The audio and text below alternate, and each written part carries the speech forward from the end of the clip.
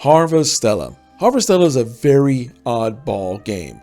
It's one of those games that you go in and you're expecting a farm life sim, similar to Rune Factory, Harvest Moon, and Stardew Valley. But what you get is a basic JRPG. Let's get into it.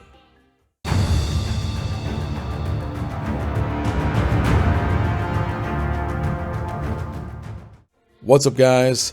I want to talk to you guys a little bit about Harvestella. This is not a written review. This is my first impressions, my thoughts in the game. So if I kind of ramble a bit, forgive me, but I just want to talk about this game because it's very interesting, but also very weird.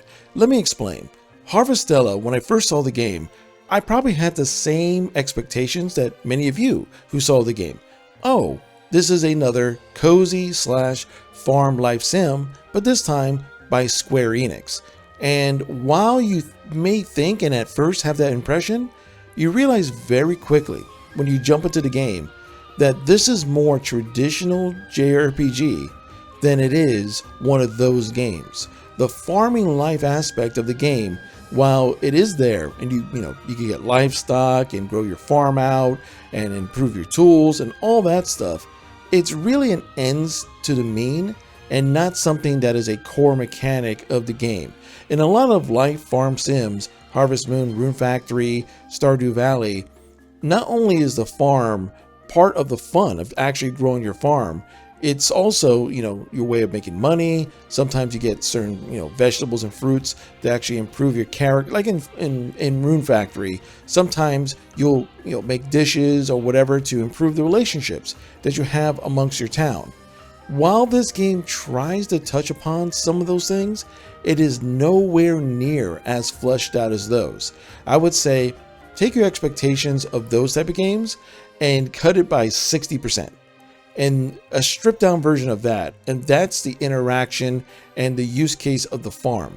It's good for making food, so you have potions and whatnot. It's good to raise money, so you could get better weapons and stuff later on.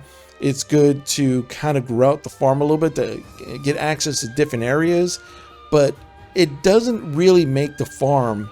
It tries to make the farm the focus, but it's really not. It's really a story about these magic crystals and these beings, and one of the beings crashes down and you become friends with that being, and all of a sudden there is a tug and pull, a power struggle of these beings that the average humans think they're evil, but they're not all evil. Only some of them are evil, but there's this gem that's going to destroy the world, and it just gets very, very, very convoluted, and the story isn't the best. It's not written the best. But you might be thinking to yourself, man, I'm really bashing the game. Honestly, it's fun. I'm enjoying what I'm playing. I'm enjoying the experience I'm having. But I would not buy this game at full price. This seems like a $30, $35 brand new type of game. I know it's selling for like 50, 60 bucks. This is definitely in the $30, $35 range type of game. It doesn't do as much as a Rune Factory, Harvest Moon, Stardew Valley, nor does it do as much as a big name Square Enix JRPG.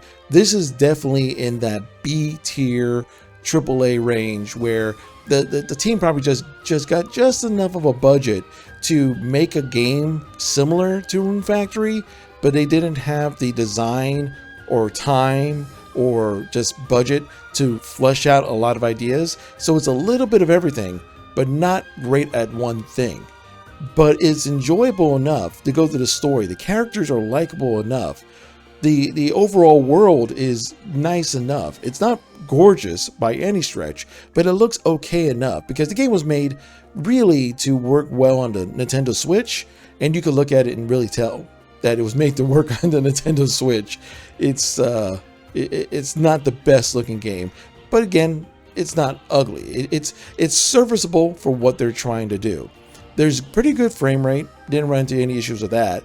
The combat of the game, which you might be saying, well, if the farming aspect isn't super fleshed out, probably the combat is very strong JRPG. One, it's not turn-based. It's an action-based JRPG. And two, unfortunately, no. It's a run around the enemy, you know, whack them around a couple times. You might get a NPC to join you to help you or become a meat shield for you, and that's honestly it. There's enjoyable characters in the game. There's a character as a unicorn that's utterly hilarious because of how, you know, inept they are. But other than that, this feels like a game that probably deserved a bigger budget if they really wanted to, you know, make a game similar to a Rune Factory, but they didn't really know how to do it. It feels more like they took a very mid-tier JRPG and wanted some mechanic around a JRPG to have the character just do some busy work in between, and that's the farming aspect. But if you want to see more, I'm streaming this game on a pretty regular basis on my Twitch channel, and I also stream on YouTube. If you want to check it out, feel free to check me out on YouTube. I stream on both at the same time. Hope you guys have a great rest of your day. Thank you for being awesome.